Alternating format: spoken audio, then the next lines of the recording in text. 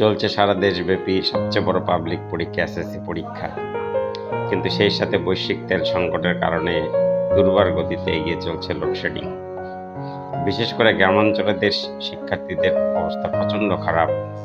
লোডশেডিংয়ের ফলে তাদের পড়াশোনায় ব্যাপক বিঘ্ন ঘটছে। এমত অবস্থায় সরকারের আশু করণীয় কিছু থাকলে দ্রুত সেই ব্যবস্থা নেওয়া উচিত। লোডশেডিংয়ের মাত্রাকে সমন্বয় করা যায় কিনা সে বিষয়ে ভাবা উচিত। বিগত সরকারগুলো নবায়নযোগ্য জ্বালানির কোনো ধরনের ব্যবস্থা না করার ফলে আজ এই অবস্থা।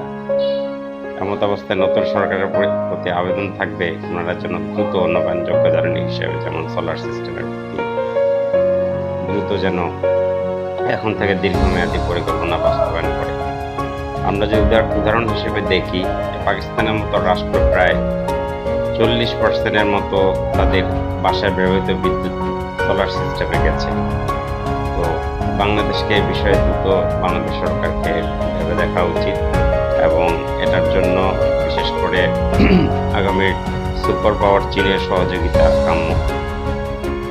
চীনের সহযোগিতায় বাংলাদেশের গ্রামাঞ্চলগুলোকে এবং শহরাঞ্চলে বিভিন্ন এলাকাগুলোকে সোলার প্যানেলের আওতায় আনা যায় কিনা